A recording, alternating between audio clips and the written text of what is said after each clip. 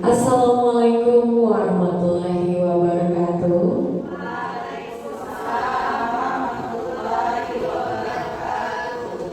Selamat siang dan tentunya salam sejahtera bagi kita semua. Yang terhormat Ibu Kepala Sekolah SDN 2 Pamuun, yang kami hormati seluruh Dewan Guru SDN 2 Pamuun, dan yang kami hormati calon guru penggerak dari SDN 2 Pamuun. Pertama-tama marilah kita panjatkan puji dan syukur kehadirat Allah Subhanahu wa Ta'ala karena atas limpahan rahmat dan karunia-Nya lah pada hari ini, hari Sabtu, tanggal 24 Agustus 2024, kita dapat melaksanakan acara diseminasi tentang budaya positif oleh calon guru penggerak SDN 2 Pamuun. Baik, untuk membuka acara kita pada hari ini, maka bersama-sama marilah kita mengucapkan Bismillah.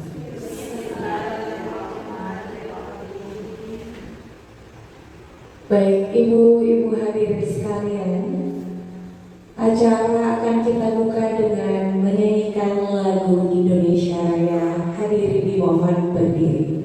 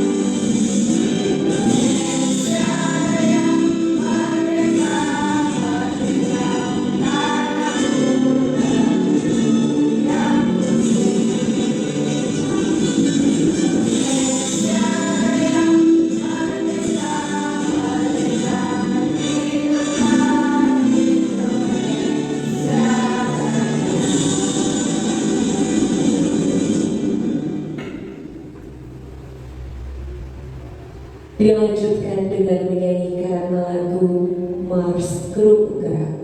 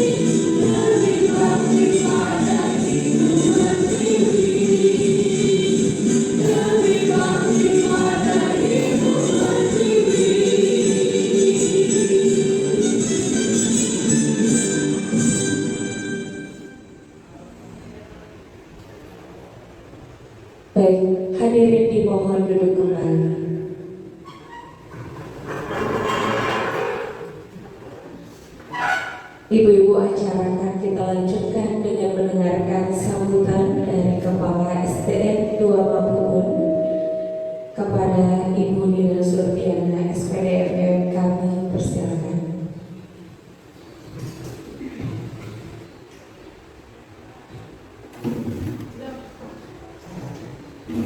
Bismillahirrahmanirrahim.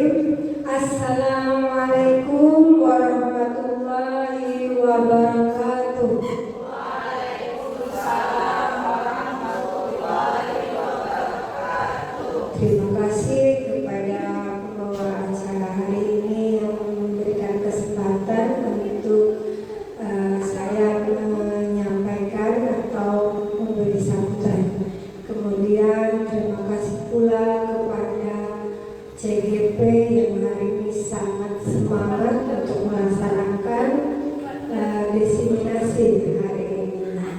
Dan terima kasih pula yang disampaikan kepada seluruh Dewan Guru yang berkenan mengikuti acara hari ini, karena ini Ibu rasa sangatlah penting. Dengan ikutnya ada beberapa teman kita yang ada dalam pendidikan CGP, walaupun ibu-ibu tidak terikutkan, maksudnya belum terikutkan, namun materi dan ilmunya didapat juga bersama.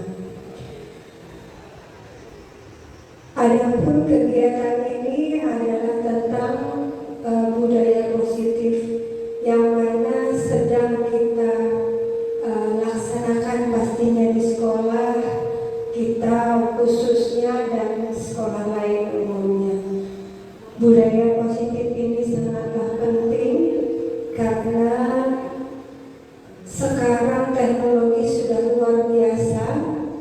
Pembelajaran bisa dilakukan menggunakan IT, kemudian bisa daring dan sebagainya. Sedangkan budaya positif ini harus ditanamkan oleh guru dan orang tua. Kerjasama guru dan orang tua itu sangatlah penting. Jadi saat ini pergunakan waktu sebaik mungkin untuk belajar bersama. Di acara ini pula nanti kita diskusi bersama hal-hal yang kita rasa baru, belum pernah dilaksanakan, bisa kita bicarakan bersama agar mendapatkan solusi yang baik. Kemudian yang mungkin yang sudah kita laksanakan masih perlu ada perbaikan atau refleksi, untuk perbaikan ke depannya juga akan kita bicarakan bersama. Saya selaku kepala sekolah sangat bangga dengan keberadaan CGP kita di sekolah ini. Kemudian saya juga sangat berharap nanti ilmu ini akan tertular kepada yang belum menjadi CGP-nya, karena materinya, pembelajarannya itu sangatlah penting. Untuk siapa? Untuk tujuan kita awal kepada siswa. Hanya itu yang bisa Ibu sampaikan. Mohon bisa diikuti dengan maksimal. Semoga apa yang didapat hari ini mendapatkan manfaat dan bisa digunakan untuk kita bersama. Semangat, guru penggerak, bergerak, menggerakkan. Alhamdulillah. Assalamualaikum warahmatullahi wabarakatuh.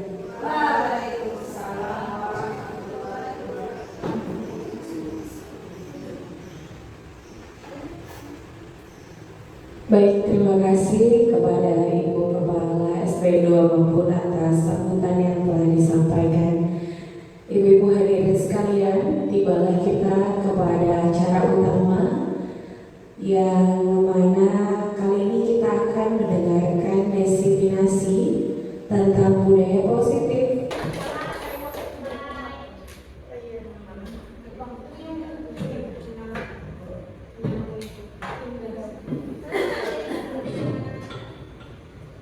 Baik, Ibu Bapak, apa kabarnya hari ini? Baik, sebelum kita mulai, tetap semangat hari ini. Alhamdulillah. Biar tambah semangat, yuk kita sama-sama tepuk semangat. Tepuk semangat.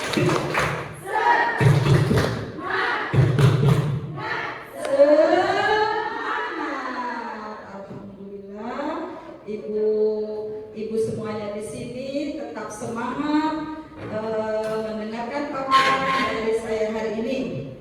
Baik, saya kenalkan dulu. Perkenalkan, nama saya Wahyu Rinawati, CGP Angkatan 11 SD Negeri 2 Maburung. Assalamualaikum warahmatullahi wabarakatuh.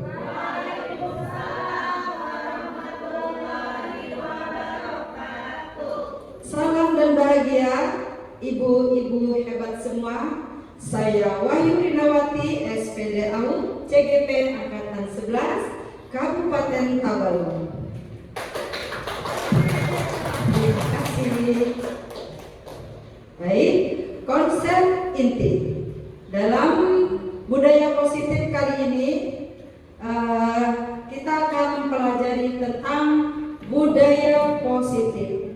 Sebelum saya bertanya, apakah ada yang tahu ibu apa itu budaya positif?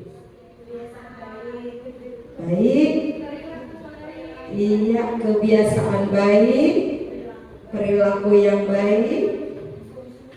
Apa lagi ibu?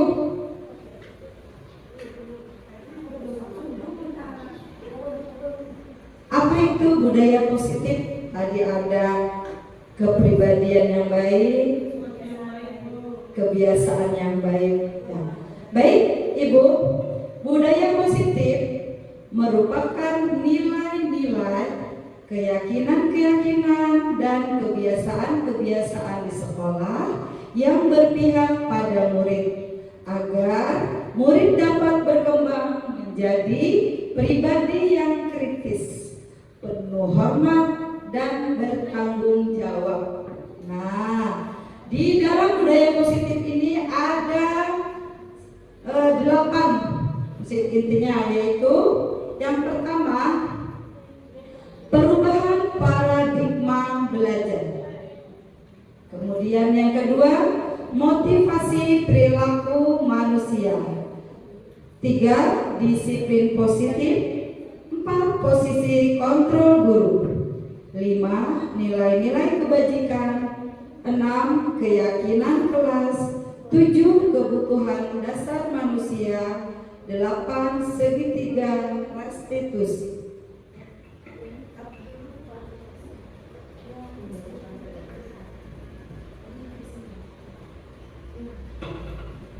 Baik, untuk ibu-ibu biar lebih semangat pada siang hari ini yang begitu panas, cerah, membuat kita semuanya menjadi lebih semangat, dan semoga kita mendapat keberkahan dari semuanya.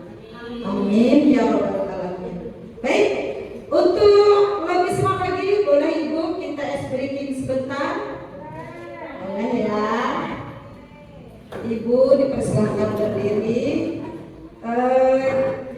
Hari ini ice breaking kita adalah buka tutup, buka tutup. Nah, boleh tangan, boleh muka, boleh buka ditutup, buka tutup, boleh ya? Iya, terserah mana enaknya di ibu. Ya. Baik, kita mulai. Ini tidak pakai ini bu ya, dari gerakan dari ibu aja. Ya. Siap, 1, 2, 3. Buka tutup, buka tutup. Bertepuk tangan. Buka tutup, buka tutup. Tepuk lagi. Buka gulung, digulung-gulung sambil tersenyum. Digulung-gulung, digulung-gulung.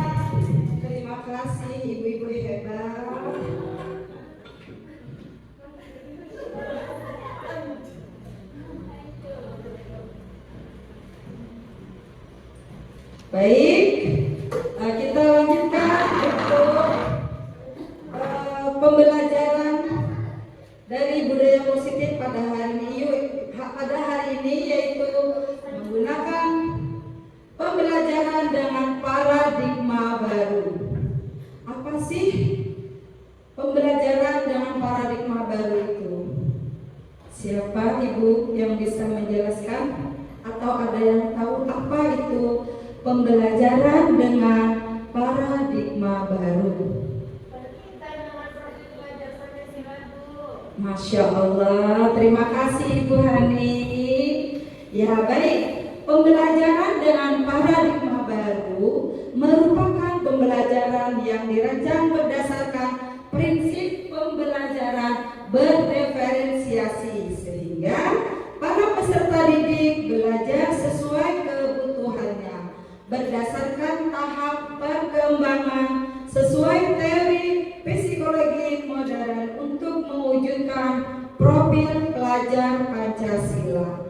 Nah, jadi saat ini kita bukan saat ini aja Bu ya, mulai dari dulu yang namanya berdiferensiasi itu pembelajaran yang sangat menyenangkan. Apa sih berdiferensiasi itu? Pembelajaran yang sesuai dengan kemampuan anak. Nah, di mana di situ ada minat anak, tujuan anak, ya kan? Nah, jadi kita tidak bisa memaksakan. Jadi kita lihat dulu kebutuhan anak itu kan berbeda ya Ibu-ibu ya. Jadi kita lihat dulu kemampuannya apa, minatnya apa, terus tujuannya seperti apa. Nah, jadi itu tadi yang kita jelaskan adalah pembelajaran berdiferensiasi. Sehingga apa? Sehingga peserta didik tadi belajar sesuai dengan kebutuhannya. Baik. Nah, kemudian di sini juga ada miskonsepsi tentang teori kontrol, di mana di dalamnya adalah ilusi guru mengontrol murid.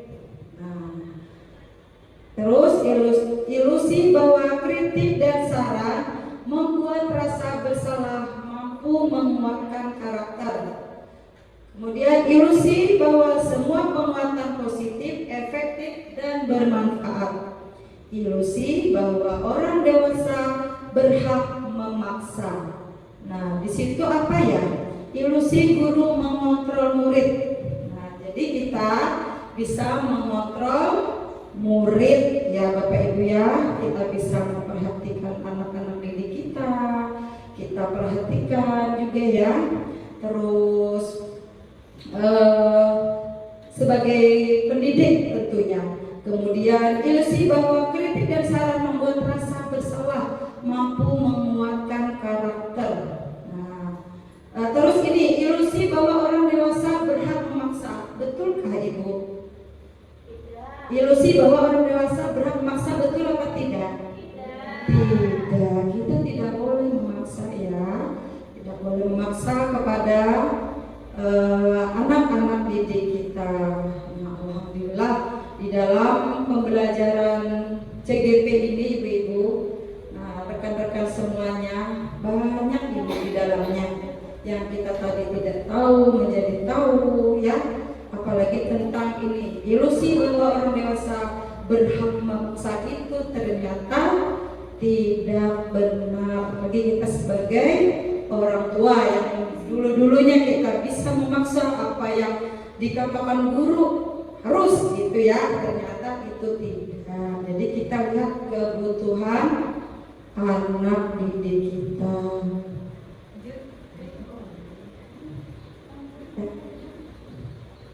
Baik, di sini juga ada mengubah paradigma stimulus respon ke pendekatan teori kontrol.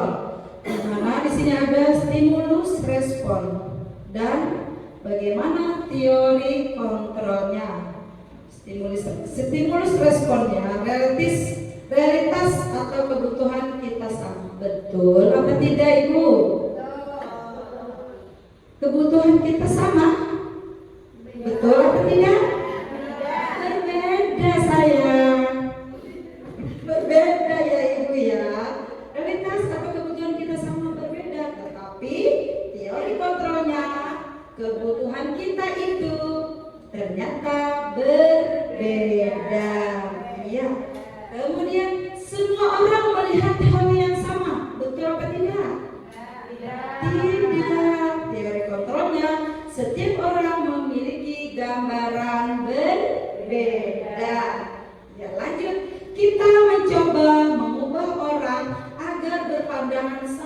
dengan kita. Betul apa tidak Ibu?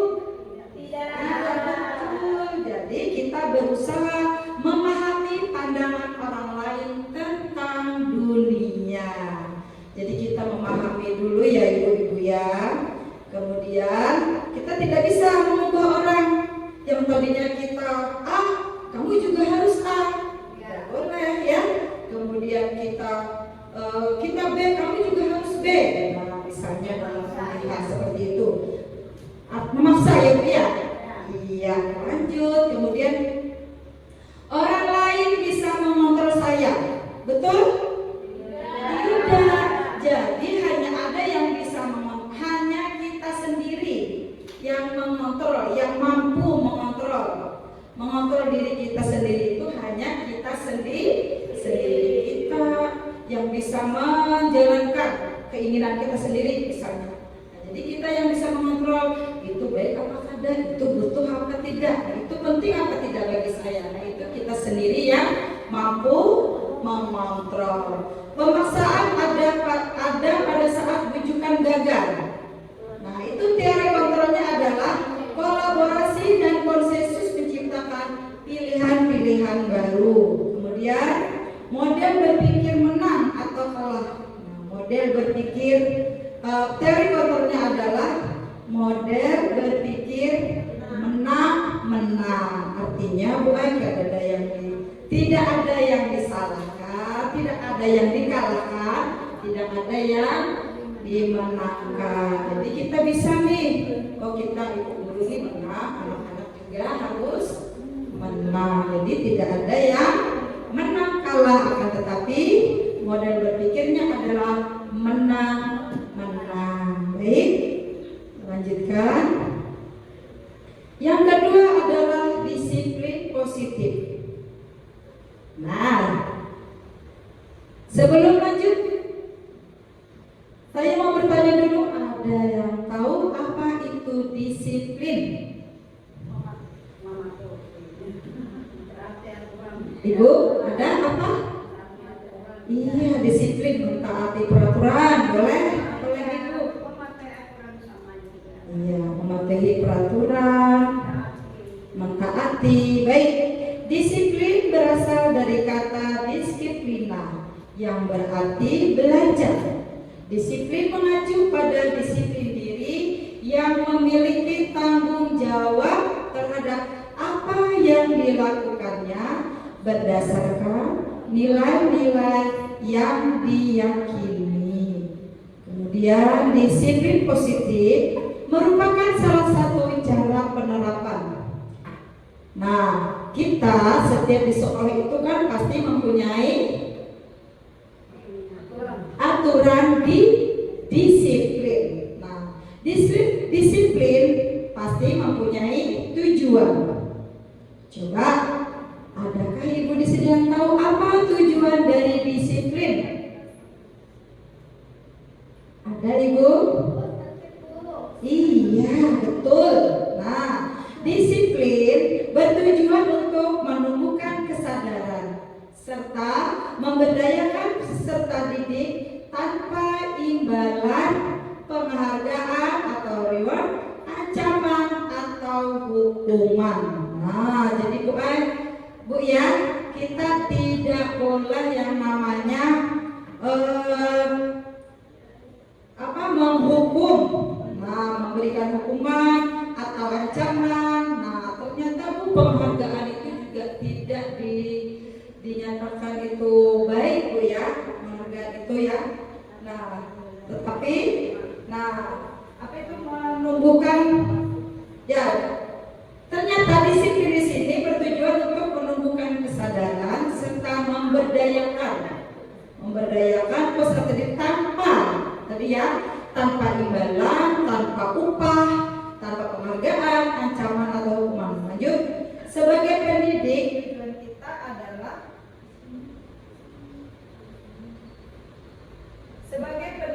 tujuan kita adalah tes. Ya.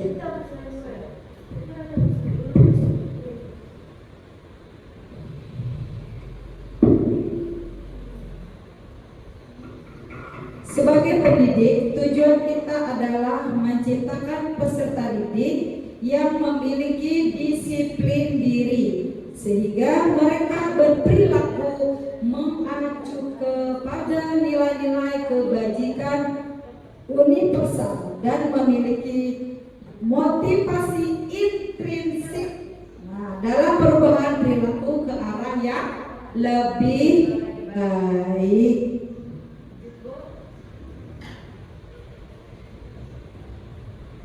Yang ketiga adalah nilai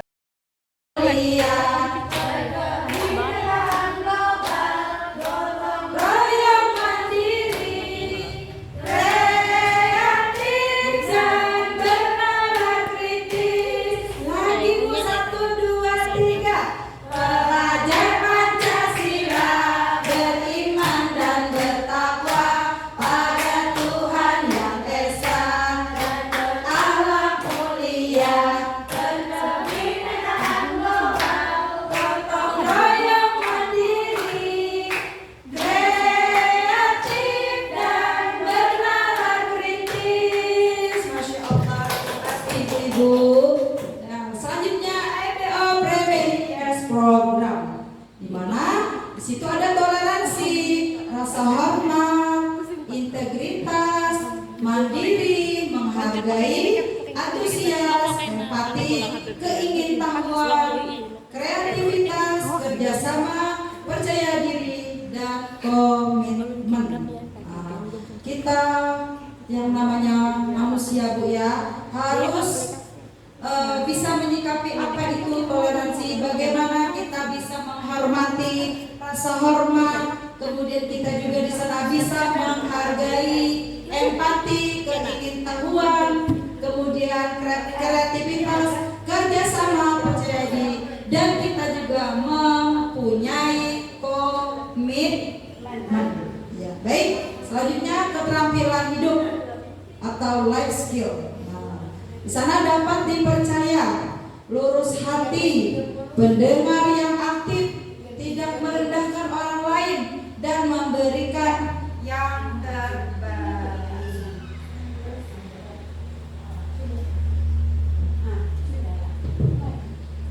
Dapat dipercaya, lurus hati, pendengar yang aktif, tidak merendahkan orang lain, dan memberikan yang terbaik. Nah, kita sebagai guru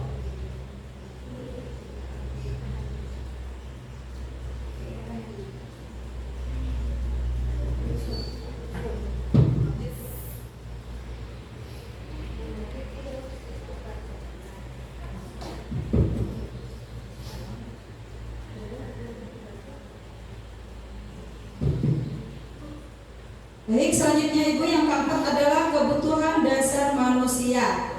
Nah, ini menarik sekali ini, kebutuhan dasar manusia. Kebutuhan dasar manusia adalah segala sesuatu yang kita lakukan untuk mendapatkan apa yang kita inginkan. Nah, seluruh tindakan yang kita lakukan memiliki tujuan tertentu, dan semua usaha terbaik yang kita lakukan adalah dalam rangka agar kebutuhan dasar kita terpenuhi dengan baik. Nah, kita ini Bu ya, manusia.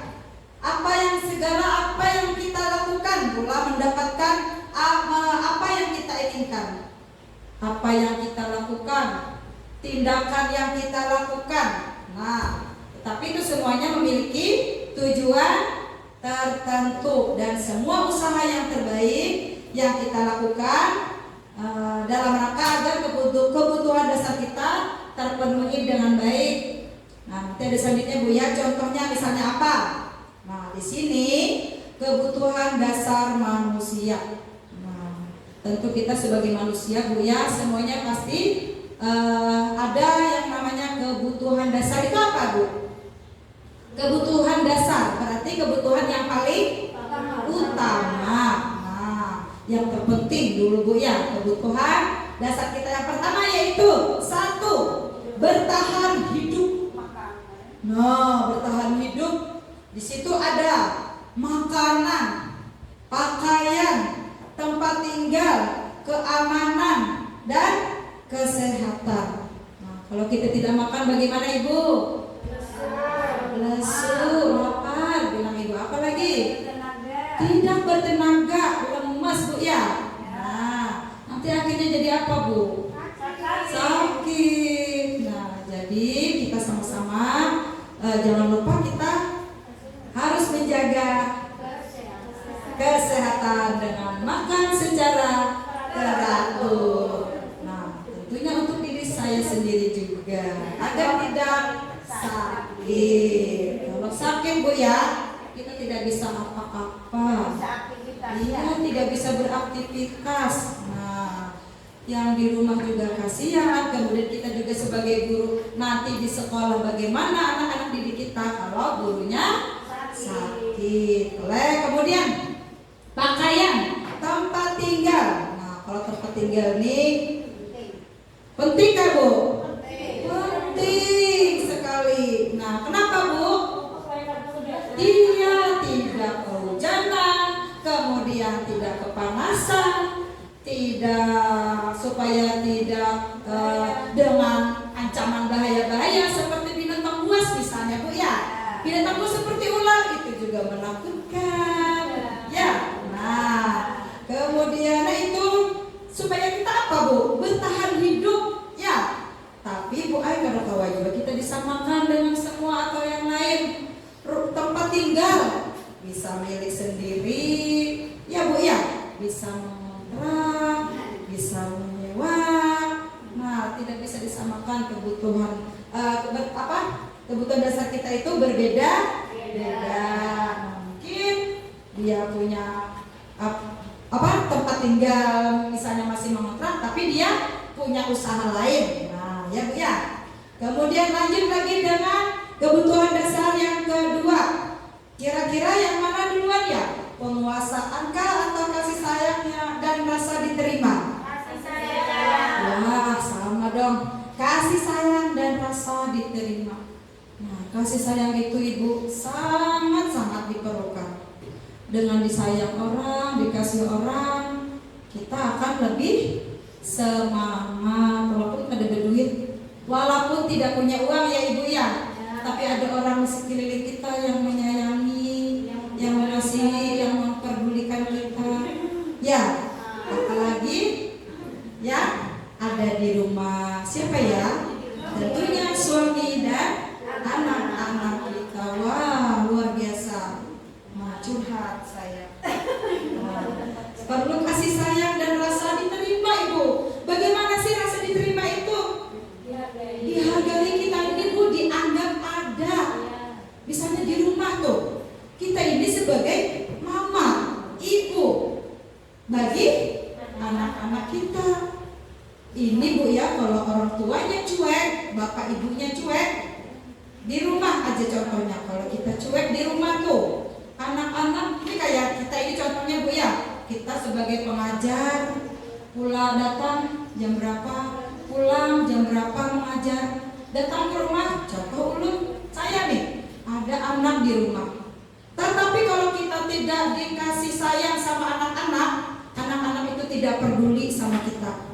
Kita datang dia cuek, kita tidak disambut. Tapi kalau benar-benar kita ini disayang, kalau kita ini benar-benar dianggap ada Bu ya, tuh kasih sayang dan rasa diterima, rasa dianggap ada oleh anak-anak kita itu. Kalau kita di dalam rumah, kita baru menaruh sepeda motor Bu datang. Saya sendiri merasakan. Anak-anak saya itu kalau datang menyambut, mama datang. Alhamdulillah, berarti kita dia sayang, kita dianggap ada, dianggap diterima di lingkungan mereka atau di keluarga. Nah, itu Ibu ya, rasa diterima, kemudian kita dipedulikan. Nah, dipedulikan itu seperti apa? Mama nih datang, mama sudah makan kan mama tadi capek kan, mama tadi ngapain aja di sekolah mama misalnya ya. Nah, itu dia peduli. Mama sini tas mama berat, sini mama bawa laptop, mama bawa tas sekolah, sini kakak bantu Nah, itu dia peduli ya. Berarti kita dipedulikan, kemudian berbagi kemudian ada kerjasama. Nah, sama juga Bu, kalau di kelas kita ibu guru nih baru datang aja di pintu pagar sekolah.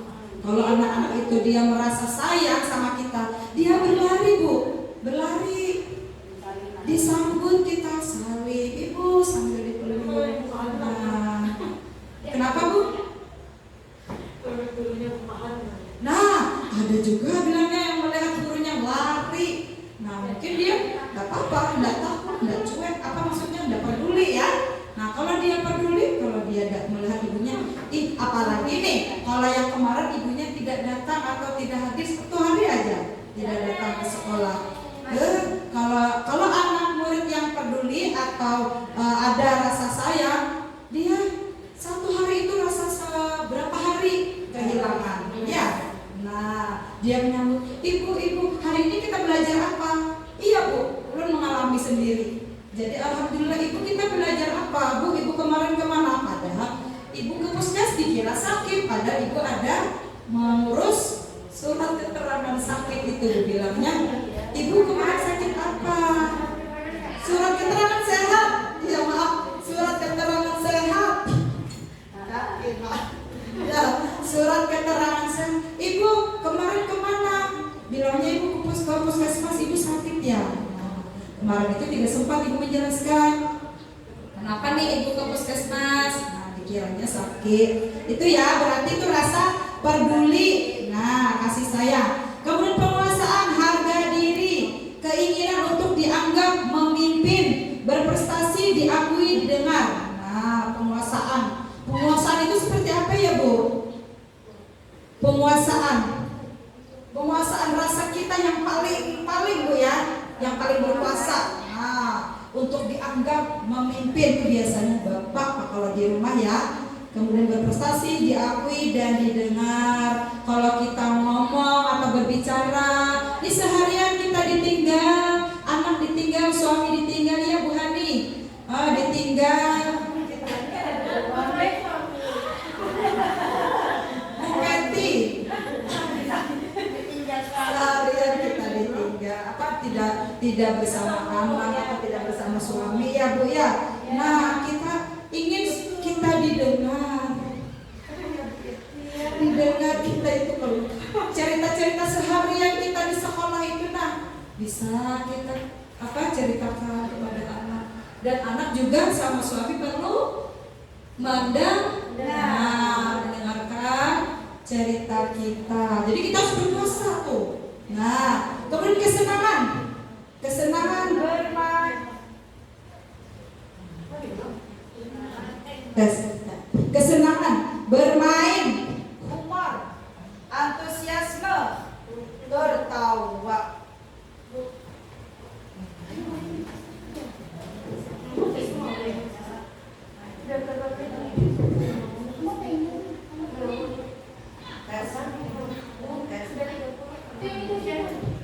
Ya, sudah 30. Hampir udah.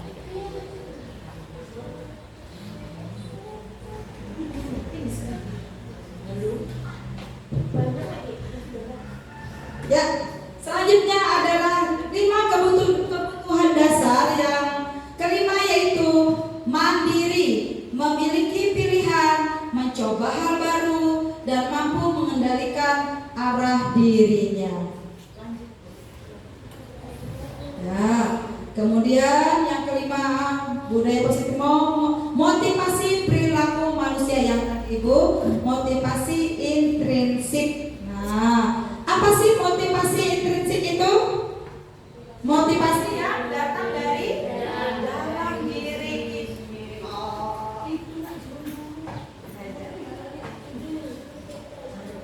Yaitu motivasi intrinsik. Nah, motivasi intrinsik adalah motivasi yang datang dari dalam diri, dari lubuk hati yang paling dalam.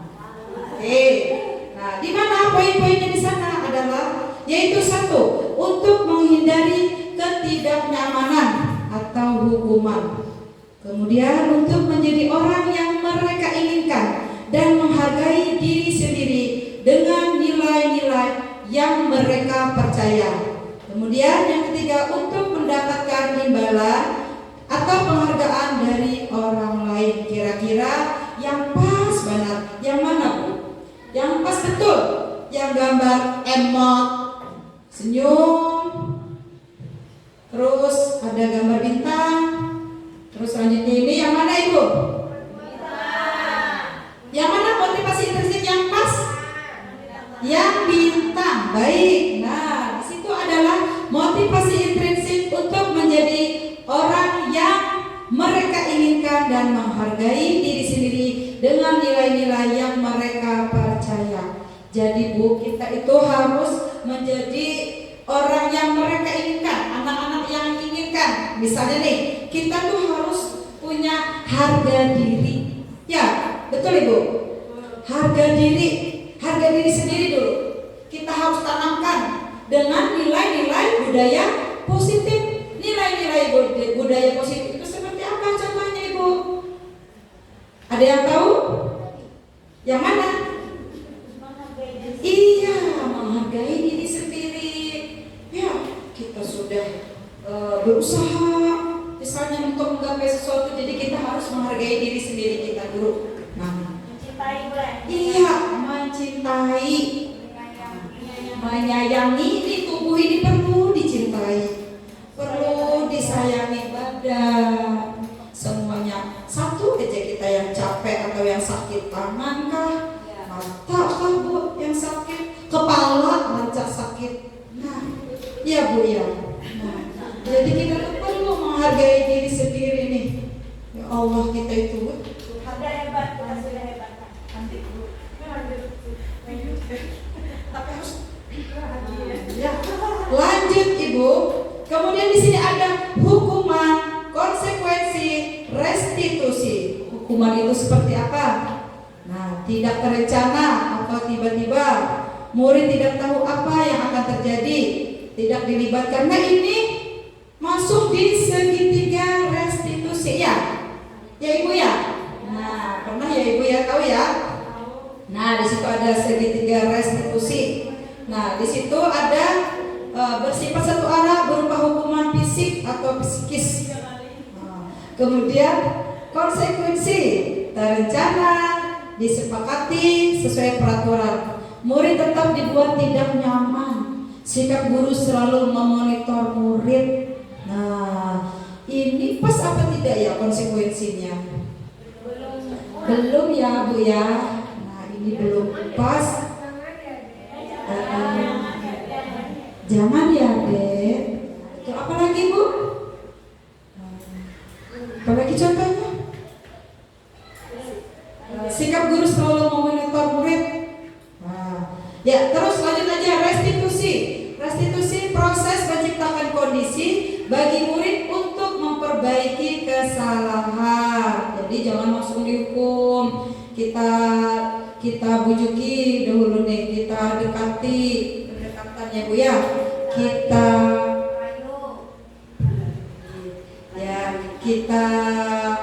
apa nih namanya Bu? Kita beri dia nyaman dulu supaya tenang. Nah, jadi kita tenangkan dulu anak kita itu Bu ya. Jadi jangan langsung menghukum.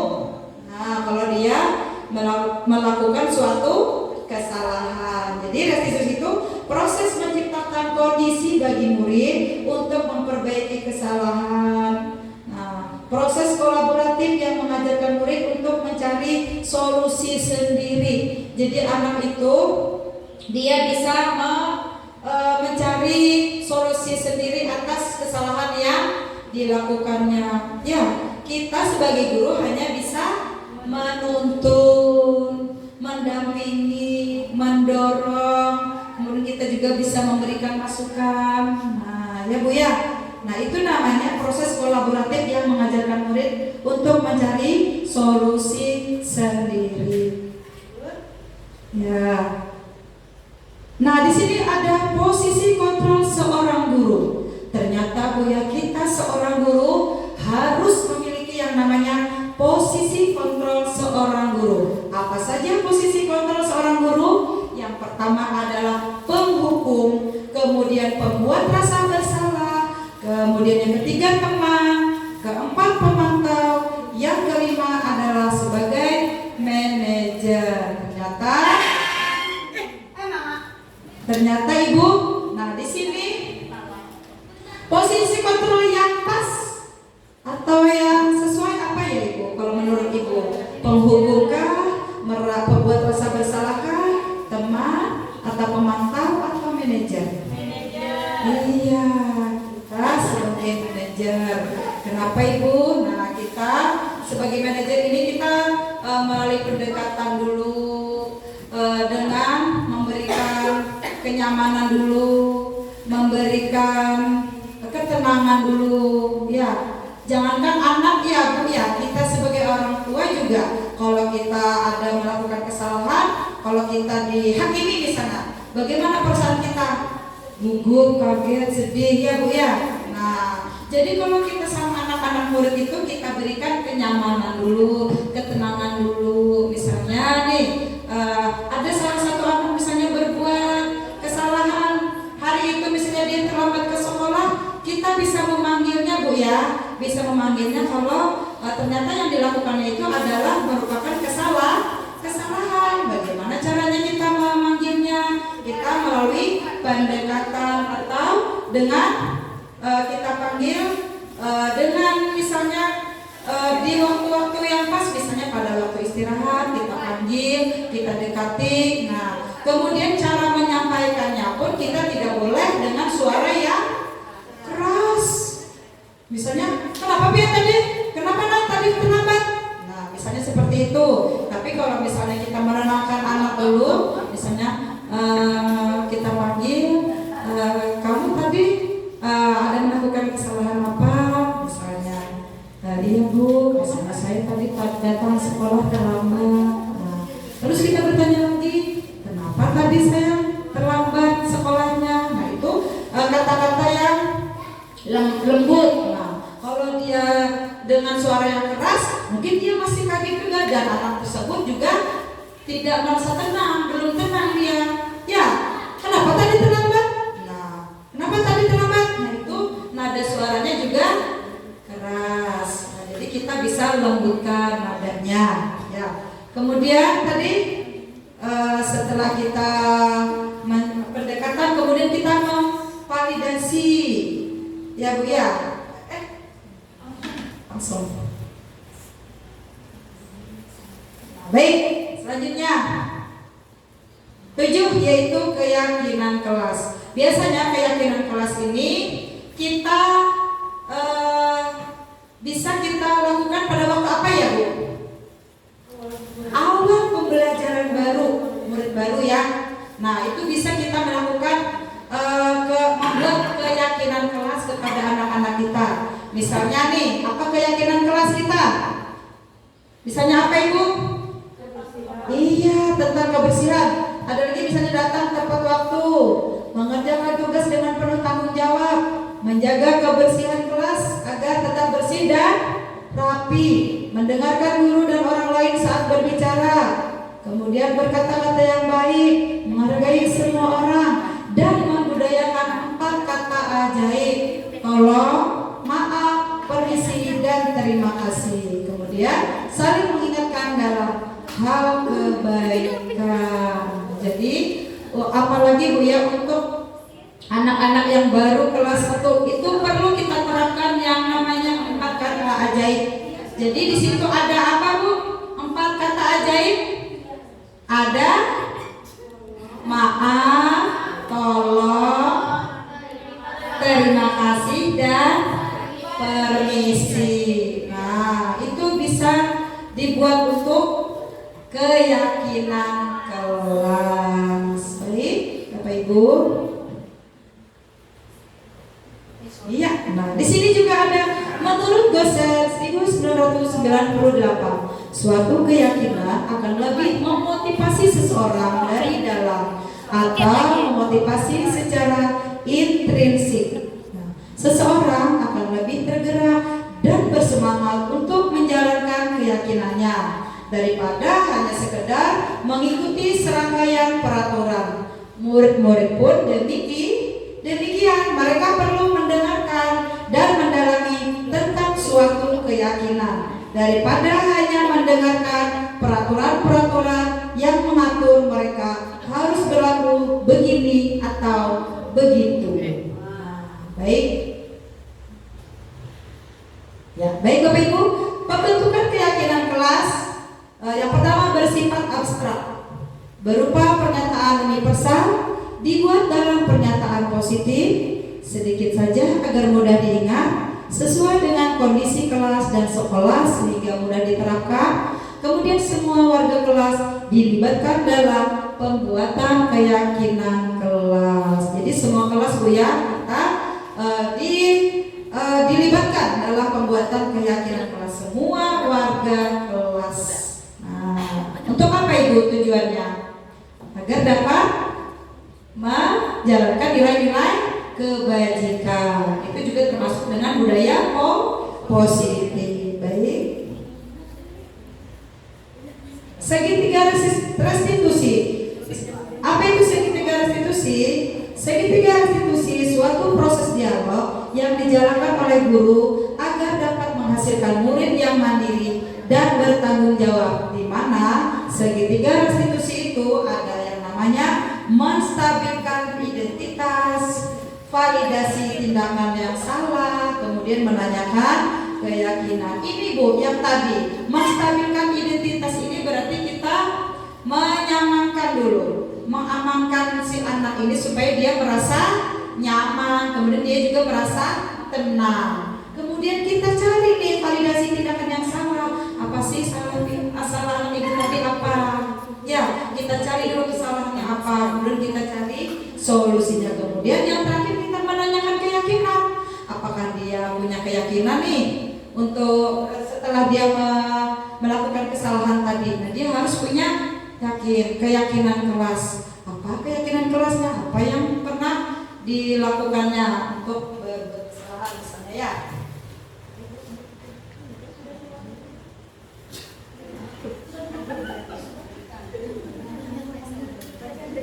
Menstabilkan identitas berdasarkan prinsip membuat kesalahan adalah bagian dari proses pembelajaran. Berbuat salah itu wajar. Kemudian tidak ada manusia yang sempurna. Ibu atau bapak juga pernah melakukan itu. Nah, jadi kita bisa menyampaikan ke anak, ibu juga pernah melakukan itu. Kemudian apa lagi? Ibu atau bapak tidak mau mencari siapa yang salah, tapi ibu atau bapak ingin mencari solusi dari permasalahan ini. Kamu berhak merasa begitu. Nah, dia juga punya hak Bu ya. Lanjut, validasi tindakan yang salah. Nah, di sini ada berdasarkan prinsip setiap perilaku berupaya memenuhi suatu kebutuhan. Prinsip membuat kesalahan adalah bagian dari proses pembelajaran. Kemudian kamu pasti punya alasan mengapa melakukan hal itu. Nah, kamu patut bangga karena telah melindungi sesuatu yang penting buatmu. Nah, dia membela dirinya juga Bu ya. Kemudian kamu melakukannya karena mempertahankan sesuatu yang penting bagimu. Ya, lanjut. Menanyakan keyakinan berdasarkan prinsip teori kontrol bahwa pada dasarnya kita termotivasi secara intrinsik. Kemudian apa keyakinan kelas kita? Nilai-nilai apa yang telah disepakati bersama? Seperti apa gambaran sebuah kelas yang ideal menurut kamu? Kamu ingin menjadi orang yang seperti apa? Tuh, menanyakan keyakinan Bu ya. Nah, dari kesimpulan budaya positif pada hari ini yaitu dalam penerapan program disiplin positif hendaknya guru memiliki standar kepribadian, profesional dan sosial yang baik, di mana guru mampu merefleksi dirinya dalam posisi kontrol saat ini. Bagaimana perjalanan dirinya sebagai among atau sebagai manajer yang menuntun murid-muridnya menjadi insan yang mandiri, merdeka dan bertanggung jawab. Nah, itu kesimpulannya ya.